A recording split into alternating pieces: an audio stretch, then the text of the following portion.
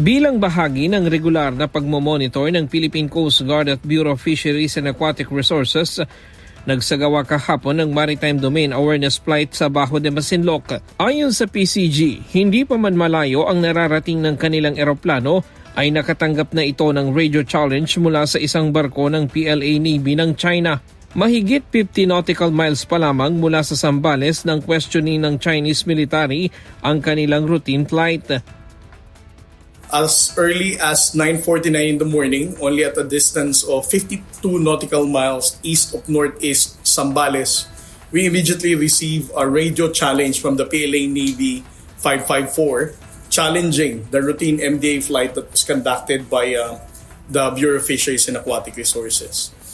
Sa kabila nito, ipinagpatuloy ng BFAR at PCG ang kanilang misyon at muling nakuha sa kanilang pagmomonitor ang presensya ng mga sasakyang pangdagat ng China sa paligid ng Bajo de Masinloc.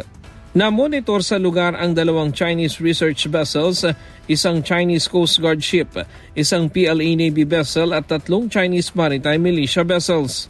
Ang isang Chinese research vessel nakitang hinihila pabalik sa loob ng shoal ang floating platform. Na-monitor din ang antena na ininstall sa mabatong bahagi ng bahura at nandun din ang 3 boya na una nang inilagay ng mga Chinese. Ginagamit umano ang platform para sa marine scientific research sa lugar.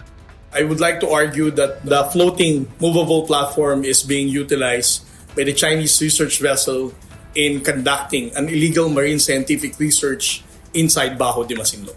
Kasabay nito namataan din ang muling paglalagay ng floating barrier sa pasukan ng shoal na pinaniniwala ang pampigil sa pagpasok ng mga Pilipinong mangingisda. Ibig sabihin, they are placing back the floating barrier that they are always placing at the entrance to prevent the Filipino fishermen from entering the shoal of Bajo de Masinloc.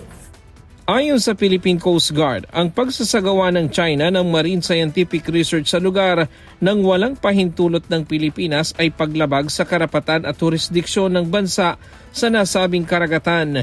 Mahigpit na binabantayan ng Pilipinas ang galaw ng China sa lugar para hindi na maulit ang nangyari sa ibang bahura na tinayuan ng China ng permanent structure at ginawang military base.